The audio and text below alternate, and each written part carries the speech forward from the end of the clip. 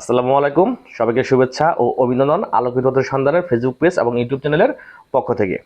যে একটি গুরুত্বপূর্ণ কথা, যারা আমার ফেসবুক পেজে শিক্ষার্থী বন্ধুরা আছো, তোমাদের উদ্দেশ্যে কিছু কথা, সেটি হচ্ছে যে এখন আমাদের ফেসবুক পেজে নিয়মিতই এই ক্লাসগুলো আপলোড করা হয় না। তোমরা সব ক্লাসগুলা অর্থাৎ পার্ট বাই পার্ট ইউটিউব চ্যানেলের প্লেলিস্টে দেখতে পাবে, সেখানেই তোমরা দেখে নিবে। তবে ফেসবুক পেজে খুবই কম অর্থাৎ গুরুত্বপূর্ণ ভিডিও ছাড়া কোনো ভিডিও আপলোড করা হবে না। অন্য ধরনের ভিডিও অর্থাৎ মানবিক কাজের ভিডিওগুলো এখন বেশি আপলোড করা হবে। যাই হোক, আজকে আমরা খুব গুরুত্বপূর্ণ একটি বিষয় নিয়ে আলোচনা করব, সেটা হচ্ছে জ্যামিতির ধারণা। পর্ব 1 অর্থাৎ জ্যামিতি শব্দের অর্থ কি, জ্যামিতিটা কিভাবে জ্যামিতির ধারণাটা কিভাবে আসলো, জ্যামিতি কাকে বলে, ইত্যাদি নিয়ে আমরা আলোচনা করব। যে প্রথমত আমরা জানবো যে জ্যামিতি শব্দটা হচ্ছে একটি গ্রিক শব্দ। কি বললাম, খুবই গুরুত্বপূর্ণ এমসিকিউর জন্য এই কথাটা। জ্যামিতি শব্দটা হচ্ছে একটি গ্রিক শব্দ, ইংরেজিতে জিওমেট্রি। এই জিওমেট্রি শব্দটা দুইটি ভাগে বিভক্ত। যেমন আমি লিখতে পারি জিওমেট্রি অর্থাৎ জ্যামিতি, এটি দুইটি ভাগে বিভক্ত। একটা হচ্ছে জিও যোগ মেট্টন। জিও শব্দের অর্থ হচ্ছে ভূমি, আর মেট্টন শব্দের অর্থ হচ্ছে পরিমাপ। অর্থাৎ জ্যামিতি শব্দের অর্থ তাহলে কি হচ্ছে, জ্যামিতি শব্দটা হচ্ছে ভূমির পরিমাপ, অর্থাৎ ভূমির পরিমাপ হচ্ছে জ্যামিতি। আমরা এটা হচ্ছে গ্রিক শব্দ।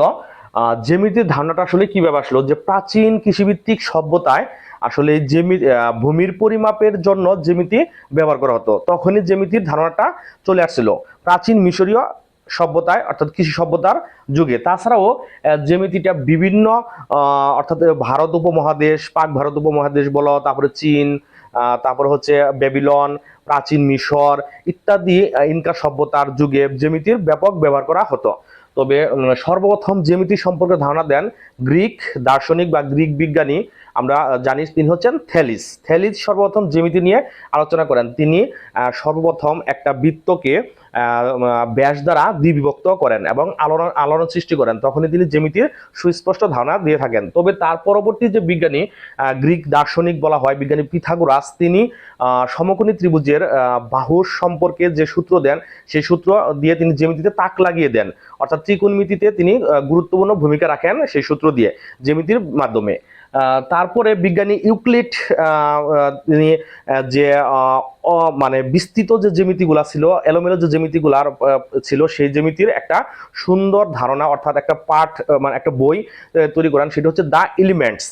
এই গ্রন্থটি তিনি রচনা করেন এবং বর্তমানে আধুনিক জ্যামিতির ভিত্তিস্বরূপ হিসাবে এই গ্রন্থটা প্রচলিত। এইভাবে পূর্বে থেকে অর্থাৎ জ্যামিতিটা হচ্ছে গণিতের একটি প্রাচীনতম শাখা। ঠিক আছে, অনেক আগে থেকেই জ্যামিতির ধারণাটা চলে আসছে। বিশেষ করে প্রাচীন মিশররা সর্বপ্রথম জ্যামিতিটা বেশি ব্যবহার করতো। তারা নদীর প্রশস্ত নির্ণয় করতো, নদীর প্রস্থ নির্ণয় করতো, তারপর হচ্ছে গাছ না চড়ে গাছের উচ্চতা নির্ণয় করতে পারতো। জ্যামিতিক পদ্ধতিতে তারা এই কাজগুলা করতো। অর্থাৎ প্রাচীন কাল থেকে মূলত আসলে জ্যামিতির সূচনাটা চলে আসে। তবে বর্তমানে জ্যামিতিটা এখন আর প্রাচীন নেই। এখন জ্যামিতি বিভিন্ন ধরনের গণিতের অর্থাৎ জটিল জটিল যে তোমার গণিতের সমাধানগুলো আছে, সেই সমাধানের ক্ষেত্রে এখন জ্যামিতি ব্যবহার করা হয়।